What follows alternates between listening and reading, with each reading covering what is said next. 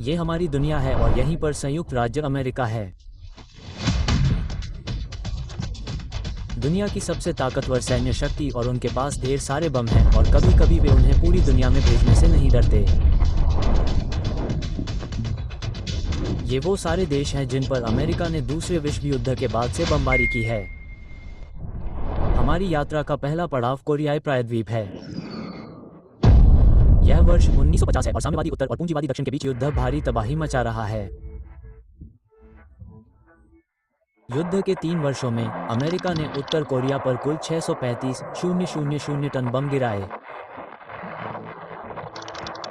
बमबारी के दौरान उसकी लगभग 85% इमारतें नष्ट हो गईं और 280,000 से अधिक उत्तर कोरियाई लोग मारे गए। कुछ बम चीन की भूमि और ह्युलु नदी पर बने पुलों पर भी गिरे। तो तकनीकी रूप से अमेरिका ने चीन पर भी बमबारी की। अमेरिकी राष्ट्रपति के आदेश पर अगले बमवर्षक विमान को इतनी दूर नहीं उड़ना पड़ा। उसका निशाना कोने के ठीक पीछे था, ग्वाटेमाला सिटी। ग्वाटेमाला में क्रांति के बाद नई सरकार, मान लीजिए, साम्यवादियों के प्रति सहिष्णु थी। यह अमेरिका के लिए तख्तापलट की योजना बनाने के लिए पर्याप्त था, जिसके साथ ग्वाटेमाला शहर पर बमबारी की गई और तख्तापलट के नेता कार्लोस कैस्टिलो अल्मास को सत्ता में आने का मौका मिला, जो ग्वाटेमाला के भविष्य के तानाशाह थे, और उन्होंने फिर से महाद्वीप को बदल दिया। हमारा अगला पड़ाव इंडोनेशिया और वर्ष 1957 है। राष्ट्रपति आइजनहावर को राष्ट्रपति साकुरो के नेतृत्व में इंडोनेशिया में साम्यवाद की मात्रा पसंद नहीं थी, इसलिए उन्होंने CIA को इंडोनेशिया का रास्ता बदलने का आदेश दिया। उन्होंने सरकार को उखाड़ फेंकने के लिए कई विद्रोही समूहों का सैन्यीकरण किया, लेकिन बात फैल गई। अमेरिकी संलिप्तता का पता चल गया और विद्रोहियों को इंडोनेशियाई सेना ने तुरंत हरा दिया। इस बीच देश से भाग रहे हताश CIA एजेंटों ने इंडोनेशिया के बाहरी द्वीपों पर बमबारी की, सैन्य और नागरिक ठिकानों पर हमले किए और सैकड़ों निर्दोष लोगों को मार डाला। ये ठिकानों पर भारी हवाई बमबारी की गई। हवाई हमलों के बाद जमीनी हमला किया गया, जिससे अंततः कुवैत आजाद हो गया और सद्दाम को भारी नुकसान हुआ।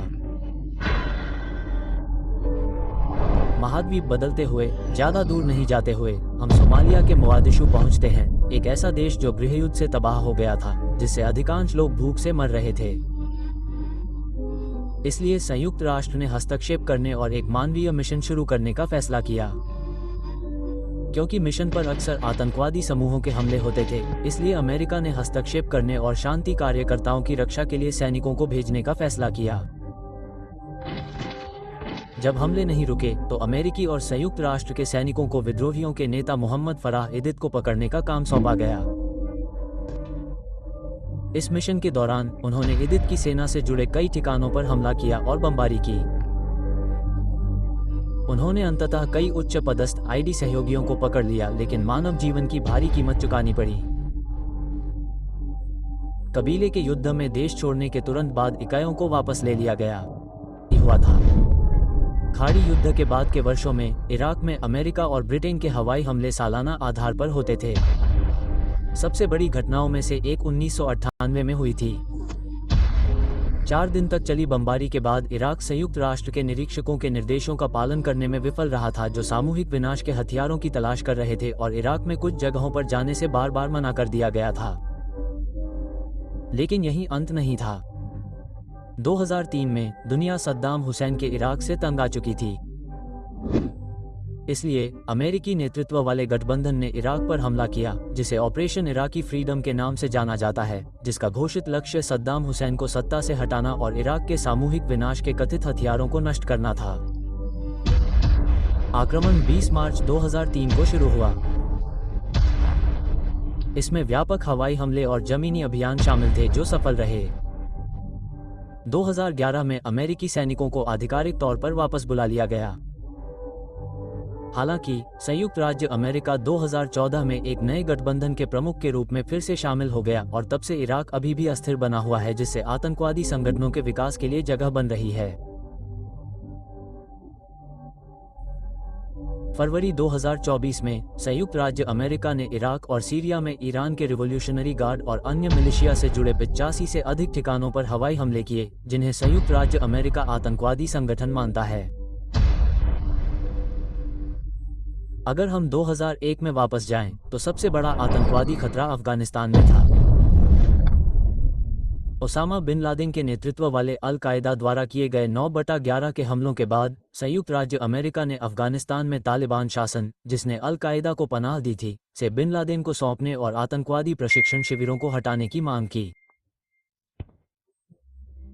हालांकि तालिबान है और उसने इन मांगों को मानने से इनकार कर दिया, जिससे संयुक्त राज्य अमेरिका के पास एकमात्र विकल्प 2014 के अंत तक चला। हालांकि अधिक बमबारी शामिल थी। चूंकि संयुक्त राज्य अमेरिका ने तालिबान को सफलतापूर्वक दबा दिया, कम से कम 20 साल की अवधि के लिए वह गायब नहीं हुआ। अधिकांश तालिबानी लड़ाके अल कायदा के साथ मिलकर पाकिस्तानी सीमा में चले गए, जिससे पाकिस्तान भी संघर्ष में आ गया और अमेरिका द्वारा उसके क्षेत्र पर बार बार बमबारी की गई। हालांकि ये सैन्य कार्रवाइयां पाकिस्तानी सरकार के सहयोग से की गई हैं, जिसने अपने क्षेत्र में आतंकवादी ठिकानों के खिलाफ अमेरिकी ड्रोन हमलों और अन्य अभियानों की अनुमति दी है। और फिर भी आतंकवादी संगठनों के लिए एक और आश्रय है, जो एक बार फिर सोमालिया है, जहां अल शबाब नामक एक स्थानीय इस्लामी सैन्य समूह का उदय हुआ है। अमेरिका ने मामलों को अपने हाथों में लेने का फैसला किया। 2007 से उसने सोमाली सरकार का समर्थन करते हुए अल शबाब की क्षमताओं को कम करने और उसके संचालन को बाधित करने के लिए हवाई हमले किए हैं, जो आतंकवादी समूह के साथ सीधे संघर्ष में है। इसके अलावा 2010 में अल शबाब ने अल कायदा के साथ गठबंधन की घोषणा की और यह संघर्ष आज तक जारी है और आखिरी हवाई हमला 2024 की शुरुआत में हुआ था और हम अभी भी इस संकटग्रस्त क्षेत्र में हैं। लीबिया में 2011 में अरब स्प्रिंग आंदोलन के तहत मध्य पूर्व और उत्तरी अफ्रीका में बड़े पैमाने पर विरोध प्रदर्शन हुए थे। मुअम्मर गद्दाफी की तानाशाही से तंग आ चुके लीबियाई लोग सड़कों पर उतर आए और लीबिया में गृहयुद्ध शुरू हो गया। गद्दाफी की सेना ने आम नागरिकों पर हमले शुरू कर दिए और विरोध प्रदर्शन एक बड़े सशस्त्र संघर्ष में बदल गया। अमेरिका और नाटो ने गद्दाफी के सैन्य ठिकानों को निशाना बनाते हुए ऑपरेशन यूनिफाइड प्रोटेक्टर शुरू करने का फैसला किया, जिससे गद्दाफी का शासन कमजोर हो गया और आखिरकार उसे सत्ता से बेदखल कर दिया गया। हालांकि नए सिरे से सत्ता में आए शून्य के कारण अस्थिरता बढ़ी और उग्रवादी समूहों को ताकत मिली। इस्लामिक स्टेट नामक एक आतंकवादी संगठन ऐसे ही माहौल में पनपने लगा। यह अमेरिका के लिए खतरे की घंटी थी, इसलिए उसने हस्तक्षेप करने का फैसला किया और लीबिया सरकार के समर्थन में हवाई और ड्रोन हमले किए। 2014 में सीरिया पर बमबारी के पीछे भी यही कारण था, क्योंकि वहां ISIL या आइसिस या इस्लामिक स्टेट के सैन्य शिविर थे जो मूल रूप से एक जैसे ही हैं। इन पर बमबारी की गई थी।